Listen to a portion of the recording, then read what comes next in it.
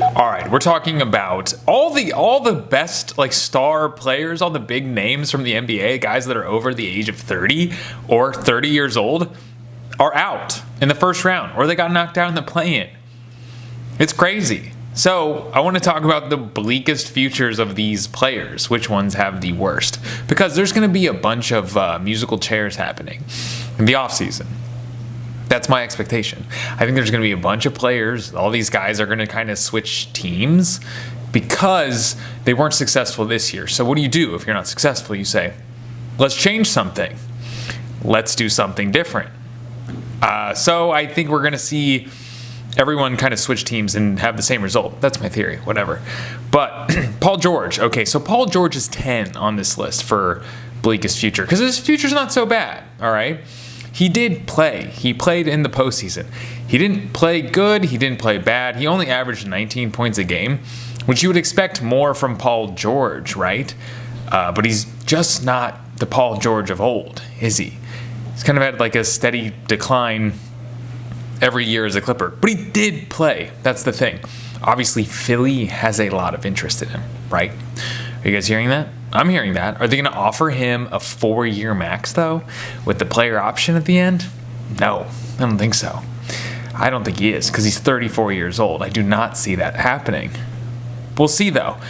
Either way, he's going to have offers. I think he wanted a max from the Clippers, right? Because Kawhi got extended for 3 more years. Not quite a max. He was fine with it. I think Kawhi's kind of over it, just wants to win. You know, he even played a bit when he was hurt. I used to really criticize Kawhi a lot, and I don't know why. You know, I think maybe I'm looking back in hindsight from the lens I have now, my feelings then, but he came out and he tried, man. I really feel like he put the effort in, and I think while he was out there, he was like, you know what? We're better off having me not play, unfortunately. So I do admire Kawhi, and he's not on my list because he's going to be a Clipper for the next 3 years. He's not getting traded. I'm sure he's not. Paul George doesn't rebound anymore. That's the thing. So I got a feeling he stays as a Clipper. Steve Ballmer has money, and he has this new stadium. He's going to want to fill it with people, right? He's going to want to fill it with big-name stars. But is Paul George still a big-name star? Yeah, he is. He might be an all-NBA player. He might be on an all-NBA team. 22 points a game this season. It wasn't a bad season. It's just not, he's not Pacers or even OKC actually was his best season. Remember when he was on, I think he was on All the Smoke, and he was saying that he was talking about his MVP season, but I think what he meant was his MVP vote season, like he was getting votes, for MVP, and he misspoke. I kind of felt bad for him. I think Paul George is a good guy, but it's going to be a rough offseason, but not as rough as Joel Embiid. I feel like his approval rating is really low. I think people, who knows, man? Like, you're not in control of when you get injured, right? But he is just plagued with injury constantly. Like, he was like kind of, what did he play? How many games did he play? 39 games this season. Came back for the postseason, and it was another sort of excuse year. And hey, a context here. There was context to his poor performance, or the Philadelphia 76ers poor performance. Can you blame a guy for getting injured? I guess not, but you can be disappointed. And every year it's like, what is it this year? I have a migraine, okay? I have an orbital fracture, which we saw him get hit in the face. But is he cursed? That is the question. And also, it's just like the leaking of the information. Like, I have Bell's palsy. The leaking of information, I think Sixers fans are kind of like, we're tired. That sucks that you have Bell's palsy when your face doesn't work. That sucks. We're tired of it, though. We're tired of the excuses. Tyrese Maxey is our guy now. We like him. We want to move on from the big fella. I heard someone say that. Someone texted, I forget who it was. It was Bill Simmons was texting with someone, and they said they were very frustrated with Embiid. They were over it. Someone said, who do you trade? You trade Joel Embiid for Anthony Davis. Who says no? The Lakers or the Sixers? That's a tough one, right? Because you're like, man, Anthony Davis was out there this year. He played a lot. Was pretty healthy all season. But he's usually not. that's the problem. He's usually not. So do you look at this season as a prediction of the future? Or do you look at the past couple seasons as a prediction of the future? Hard to say. It's hard to know. I would say this. If LeBron re-signs or picks up his player option, he's not picking up his player option, I don't think. But if he resigns with the Lakers, he says, I want Embiid, get AD out of here, which I don't think he would do. I think they're too close. But maybe they're not. No, actually, I think they wanted to trade him last year before the deadline. Then Dame. Okay, so Dame, he's on this list. Maybe he is a little bit high, but he had a decline in production this year. And the Bucks have a pretty big salary. They're going to be pretty close to the second apron. He has 3 more years on a supermax, so that's good for Dame. It's not a bleak future because he's going to get paid. I really felt bad I'm doing it now, but every time Dame would come up this year, someone would be talking about him, everyone would say, hey, I'm only bringing it up because of public knowledge, and he's going through some personal stuff. He's going through a divorce. Every time they caveat it with, hey, he's already talked about this. Now let's talk about Damian Lillard's divorce, and not his basketball. In combination with why he might be less productive this year. It's kind of funny. I don't know Dame, so I can say this stuff. It does suck to bring it up, though. Every time you want to talk about a person, someone brings up your divorce when you're talking about basketball. I just did it, though. So he's still adjusting, playing with Giannis. He's got 3 more years on that contract, so I hope they do figure it out.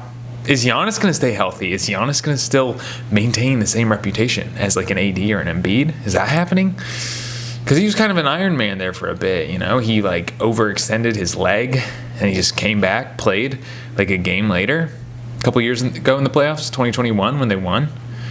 Yeah, it was 2021. So, I don't know. His defense is bad, though. That's the thing. You got rid of Drew Holiday because you were like, hey, we want someone that can score in the playoffs. We need someone that we can depend on, we can dish it out to and drill threes. Oh, crap. But he doesn't play defense. And Drew Holiday was a very important part of our defense. This is, we have a hole in our ship. So what are they going to do? I think Malik Beasley is a free agent now. Pat Bev is. I don't know. I don't think they're interested in re-signing them. I don't even know if they can because they're going to be over that second apron. They would have to take vet minimum contracts or work something out. Well, actually, they might have their bird rights. No, but I don't think if you're over the second apron, you can't even use any exception. They're screwed. So yeah, Dame, he moved teams and now it's kind of like, dang, I'm out in the first round.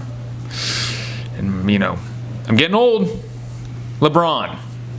Personally, this is what it is. It's like LeBron and the Lakers, it's like a relationship that you don't want to give up, but you keep deluding yourself into coming up with a reason that it will work. It's going to work out. Even though there are glaring things about the relationship that are just incongruent and they do not mix. They don't mix and they will cause conflict constantly, right? But there's some sense of delusion you have where you're like, maybe this chunk of this lie that we're telling ourselves will connect us and it will solve the problems. But deep down, the Lakers don't have a good enough roster to win a championship. I couldn't believe they made the Western Conference Finals last year.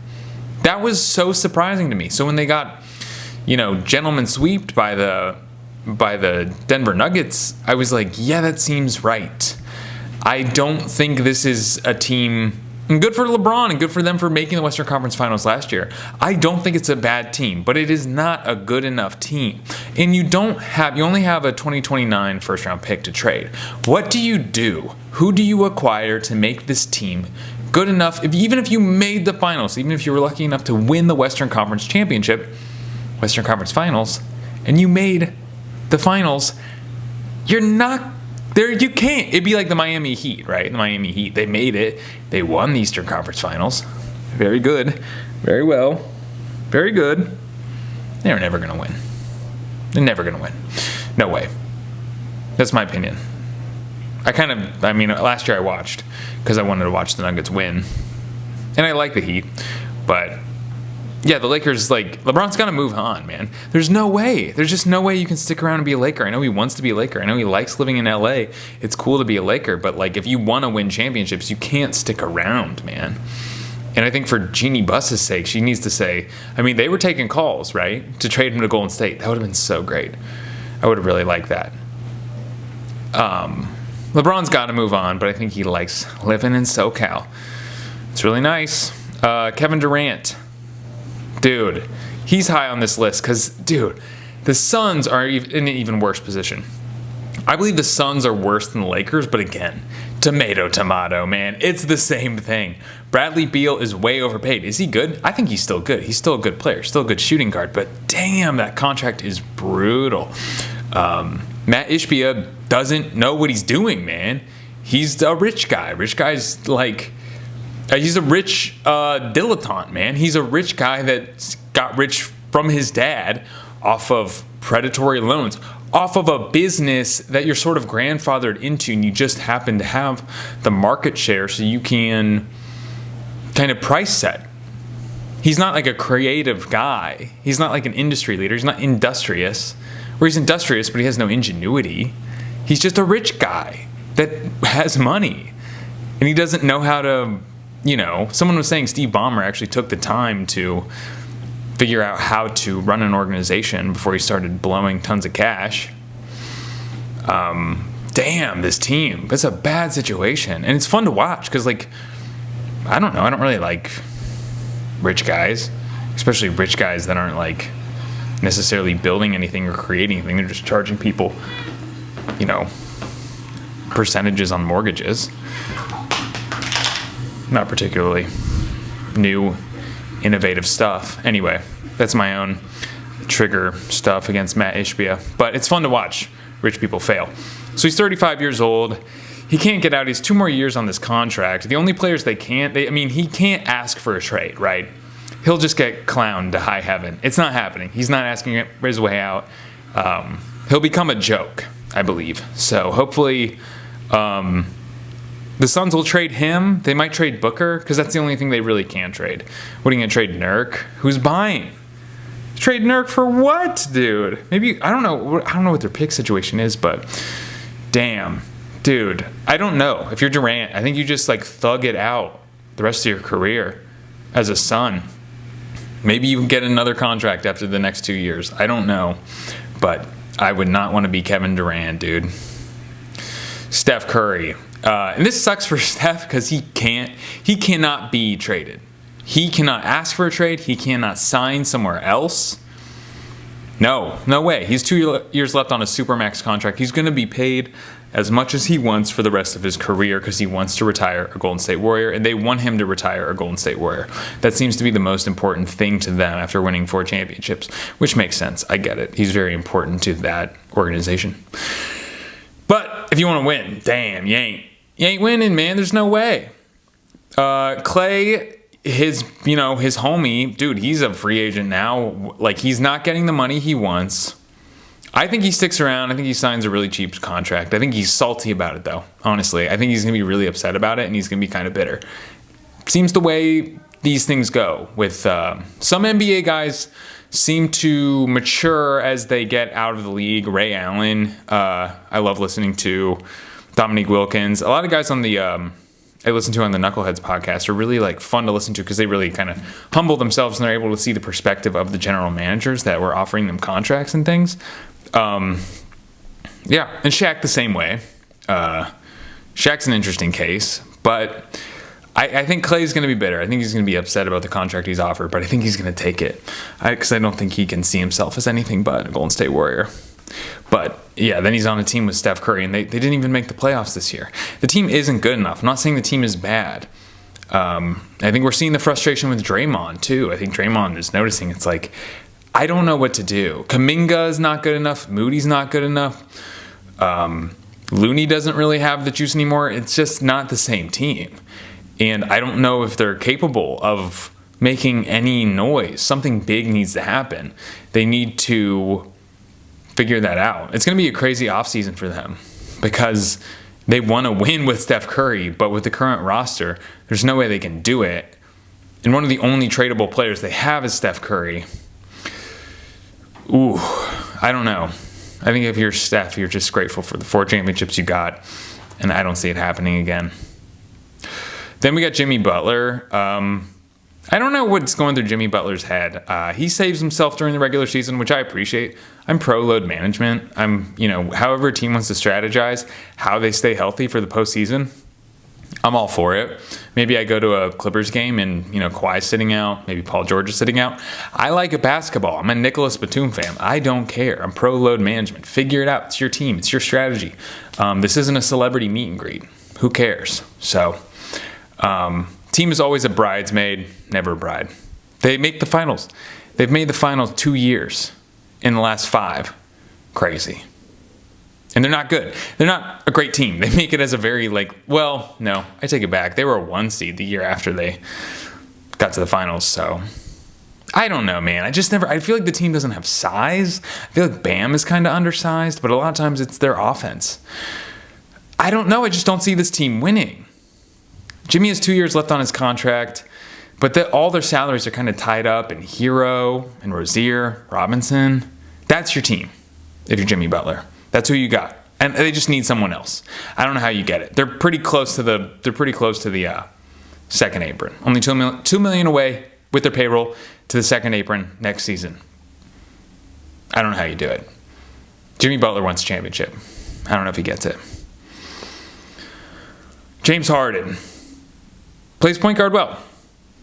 He is good at being a point guard still. He's not the James Harden of old. It's unfortunate, but he's not. He's going to be expected to get a max contract. He's not going to get it. I don't know what's going through James Harden's head. I don't know why he thinks he's a max player. But for whatever reason, he's like, I'm a max player and I'm getting that contract. Steve Ballmer's rich, though. He might get it. So I don't know. He'll have options. He will have options as a free agent, though. People will offer him money. None of them will be maxes. I guarantee you that. He's too old. I believe he's 34 years old. He's not going to get a max contract, especially for 4 years. He might get a three-year and a team option at the end. Not max, though. Dude, 16 points, averaging 16 points a game. He had a pretty good postseason, though. He's averaging 22 points a game. Came through in the postseason, which, hey, is more important than the regular season. All you got to do is make the postseason. Once you're in the postseason, your postseason stats are pretty important. So, yeah, and he had a pretty good one. Reputation for being a diva. I think that might make some teams reluctant to sign him because the GM will get gray hairs from dealing with him. Chris Paul, he has money left on his contract, but it's not guaranteed. It's $30 million. Do you think the Golden State Warriors say, we'll pick up that $30 million to keep Chris Paul on the team? I don't think they're that rich to say it's worth it to them. I think they maybe turn it down, don't give him the money, and then maybe write him up a new contract. Maybe, but he'll probably go to a team that'll offer him more money than the Warriors are going to. But missed a lot of time this year. Still a very productive six-man, dude. Chris Paul is still good. He's still Chris Paul. He still has the brain of Chris Paul. He's very intelligent and he's getting 7 assists a game for 26 minutes a game. He's a good point guard. He's not going to start, but he's a good point guard. Can be a good six-man. Good for leadership. Remember when he was on OKC? Pretty good leader. Yeah. I'm sure he taught Shea a lot of what he knows. I'll give him credit for that. And the Warriors are not good. That's the main thing. He joined the team, and then I think if they had some success, you could attribute some of that success to him, but they didn't have success. So what do you do? How do you say this guy is good when he was on a team that didn't do very well? I don't know, man. My battery's dying. That's why I'm kind of rushing through this, but dude, I don't think Russ is getting a new contract. That's it. There's no way. Unless maybe look at these shooting percentages in the postseason. Dude, they're terrible. What is this, man? What happened? He used to be an okay shooter, but the free throws, 61%? Dude, what happened? Did he hurt his hand? Did he mess up his right hand in a way that makes it rub in a weird way and it makes it impossible to shoot? These are really not pro basketball shooting percentages. So I don't know. He has good energy. He has a high PER. He still has the triple-double brain. He's always going for those triple-doubles. He might get a vet minimum somewhere else. The Clippers are the only team that makes sense for him to remain in the league. And, you know, I like having him around. I don't not like Russ, but man, he has to be a better asset for a team. That's just the truth. He has to be a better asset for a team. He has to provide more value. It's going to be a rough offseason, man, because he was on a vet minimum. He's on a vet minimum. I think he's a free agent. Now I'm questioning it if he got a 2-year vet minimum. But either way, even if you're on a vet minimum, you can still get cut because it's such a cheap contract, and the league pays for a lot of it. So there's no incentive for a team not to cut you. It means nothing to them. It's going to be rough, man. So, bleakest future, Russell Westbrook. My battery didn't die. We made it. Thank you for being here. Be good to your mothers. Eat a corn dog.